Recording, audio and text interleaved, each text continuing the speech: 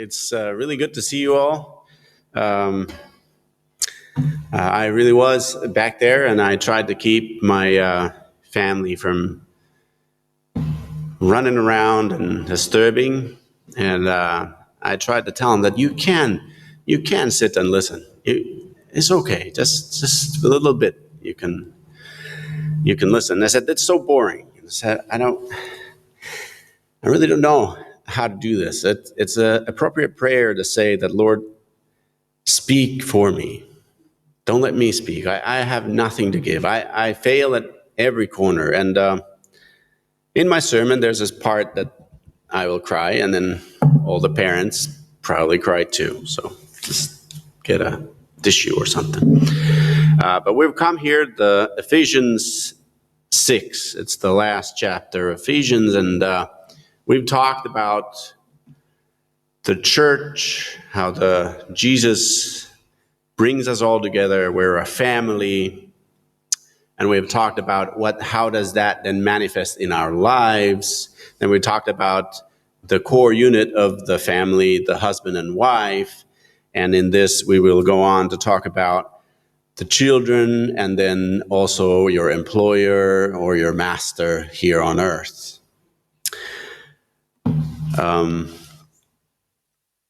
This letter that was written by Paul when he was in prison, it is the miracle of the church that he talks about first. I find that the Bible is really telling what we are told specifically about our behavior. It says that we shouldn't do something. In my mind, I already know that is what we naturally would do. The Bible doesn't tell you not to poke your eye with a stick. It's probably not something you're going to do, but it's going to tell you things that you are naturally going to do that are not good for you, they're not good for your neighbor, and not good for your life. We are told not to steal or envy. Both we are likely to do. So let us read from the Ephesians 6, the first few verses. Children, obey your parents in the Lord, for this is right. Honor your father and mother, which is the first commandment with a promise, so that it may go well with you and that you may enjoy a long life on earth. It's best to note right away that children are to obey their parents in the Lord. So if the parents are asking the kids to do sinful or wrong things, it is always okay not to follow that instruction. But like I said before, it is revealing of our nature to see what the Bible has to say to us, for we are inclined to do the opposite. Kids naturally resist the instruction of their parents. Why is this? Because we are very likely to follow around our own flesh rather than experience of the elder, be it the parent or the grandparent. When our oldest son was just 2 years old, we heard him getting up. We didn't want to get up from bed, so he wandered into the kitchen. We decided to wait and see what he would do. Eventually, there was no more sounds coming from the kitchen, and we went to see. There he was in the corner, clinging on to a cookie bag with crumbs all over everywhere, kind of slumped over the cookies. Even today in our house, the kids always go for the unhealthy food rather than the nourishing good food. Why is that? Even though we have told them over and over that the high energy sugar foods are going to be bad for you. We even say that you eat that much sugar, you're going to come up with diabetes type 3. Not even 2, but it's the third kind. Still no effect. Just recently, I was waiting at the gym door. for people to come who had keys to the gym. My son Atticus got on a door stopper. It's the metal stick that sticks out of the ground, and it has a little rubber ring around it that stops the door. He got on top of it, and I immediately told him to step off that thing. Do not spin on it. He had a puzzled look, and just then our friends show up, and I immediately asked the father, what happens if you stand on the doorstep and you spin on it? Without missing a beat, he says, you get a hole in your shoe. I laughed. I nodded to my son. I said, he has also done it. He knows why not to do it. Don't break your shoes. One last illustration about this. There was once some psychologists that decided to do a test. They took some 3-year-olds and they sat them on a table, and in front of them they put marshmallow candy. Then they told the child that if you don't eat the candy, we'll give you another one when we come back. Then they promptly left the room. They had a video camera on it, and they monitored the child for 15 minutes. And the kids either ate the candy or waited as instructed and received another candy. When the researchers followed up the subject, they found that the kids who waited before the researchers came and got the 2 candies, they did much better in life. This experiment has been repeated over and over. And if you want to, you can put it on YouTube. You'll see very funny-looking 3-year-olds looking at the candy. But it does predict the success in life when you follow the instruction of the older. In this time, earlier, we can read in the Old Testament that the children were to follow their parents' instruction. This was very strict. They could take the child to the priests and eventually stone the disobedient child and get rid of it. And in this Jesus time, the Pharisees had figured out how they could donate their life earnings to the church and then claim that they had donated their life to the church and then not take care of their elders. In this way, because they didn't have a retirement system like we do, the parents were left to die. So I feel that Paul wants to address this issue when he talks about it. And then it continues on, fathers, do not exasperate your children. Instead, bring them up in the teaching and instruction of the Lord. Do not tease or mock or neglect your children. The family is the most precious unit, be it a husband and a wife or husband and a wife with kids. It is easily understood that we ought to treat our children fairly and lovingly. It requires us to remember that our children are children. And here's the poem I wanted to read to you. It goes like this. Listen, son, I'm saying this to you as you lie asleep. One little hand crumbled under your cheek and blonde curls sticky over your wet forehead. I have broken into your room alone just a few minutes ago as I sat reading my paper in the library. A stifling wave of remorse swept over me. Guilty, I came to your bedside.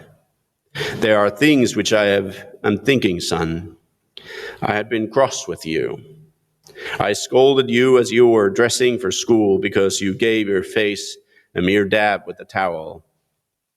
I took you to task for not cleaning your shoes. I called you angrily when you threw some of your things on the floor. At breakfast, I found fault too. You spilled things. You gulped down your food. You put your elbows on the table. You spread butter too thick on your bread.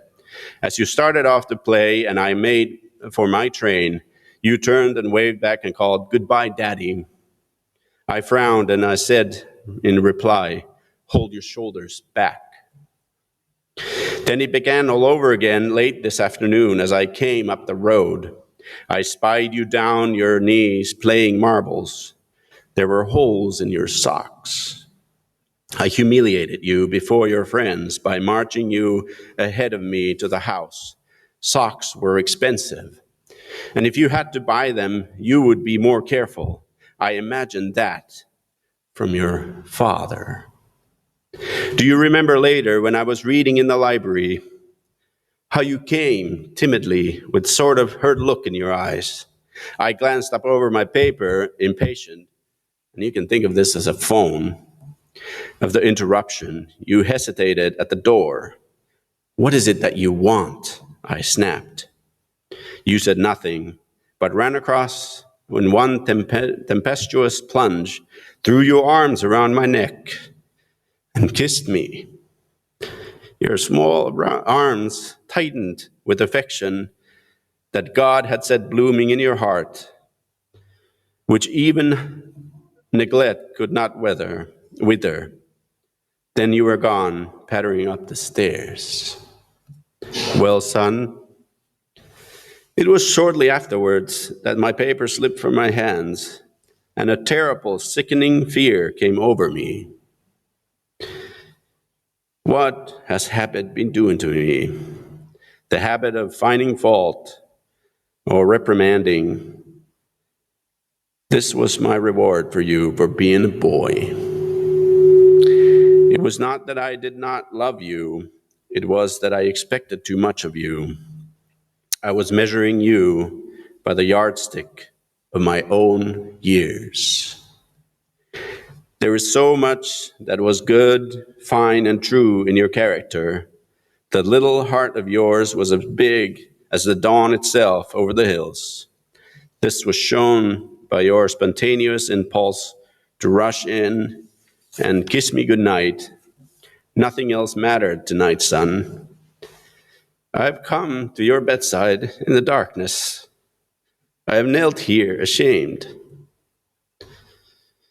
It is a feeble atonement. I know that you would not understand these things, which I have told you in your waking hours. Tomorrow I will be a real dad.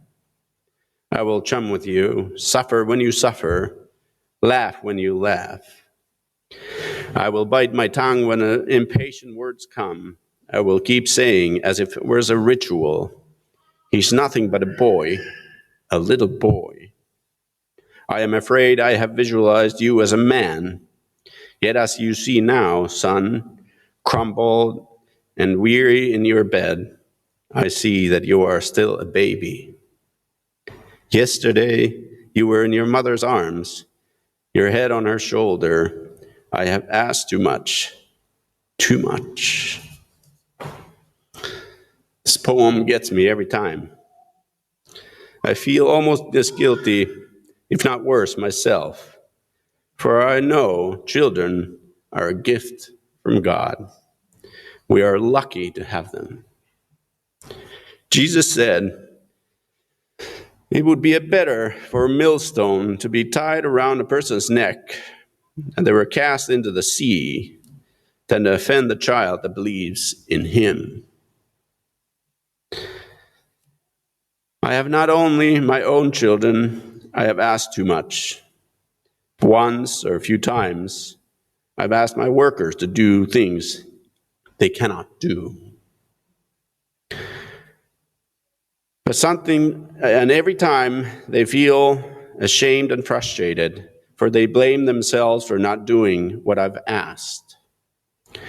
So be careful what you ask from your children, and remember to support them with love. That is to have a firm and clear rules that enable security for children to feel confident in knowing that they are allowed to do and what they are allowed not to do. I feel that this commandment, like about the earlier one, really reflects that idea that it should be Jesus and not me. Children should do like Jesus would do, and we should do like Jesus would do. And in the 5th verse, it says, "Slaves, obey your earthly masters with respect and fear, and with sincerity of heart, just as you would obey Christ. Obey them not only to win their favor when their eye is on you, but as slaves of Christ, doing the will of God from your heart. Serve wholeheartedly as if you were serving the Lord, not people, because you know that the Lord will reward each one for whatever good they do, whether they are slave or free." I can, by just reading this, know that the standard is too high for me. With my own power, I can never work for Jesus only. I work for people or to approval of my patients, but it is good to try to remember that all your work is supervised and owned by Jesus. It enables you to do some remarkable things. And it talks about slaves. Luckily, here in Finland, we do not have slaves. Most of the world is free of that tradition, largely due to the Christian teaching about equality before Christ, as we have learned in this study of Ephesians. In the time of writing this letter, there were more slaves in Rome than the Roman citizens. It was widely accepted way. We can take this to mean us as workers to our bosses. I knew a dentist who worked in Indonesia for many years in a Bible school as a dentist. She would treat the students, and on her working place, she had a picture of the woman who washed Jesus' feet with her hair, reminding her that she was working for Jesus, not earthly master. Paul writes in the beginning of this letter that he's a prisoner of Jesus Christ. In the same way, he's encouraging us to be workers of Jesus Christ. Because if we do not work for Jesus, we'll be doing our best, but only when we are supervised constantly. Such workers are the workers who work for Jesus. They are appreciated greatly, for more will be given to the trustworthy worker than the one you cannot depend on. You can trust me on this, because this is what I have done. How can this be done? How can you work for Jesus? As it's been said in the Ephesians letter, we have to have a Christ in our heart, remembering that the reward will come from the Lord, no matter your status, free or captive. And masters, treat your slaves in a way, do not threaten them, since you know that he who is both their master and yours in heaven, there is no favoritism with him. It does not matter where you are in a hierarchy of the company, you ought to treat people well. For both you and your boss are in need of God's mercy equally. We have been given different positions and gifts for work and for trade.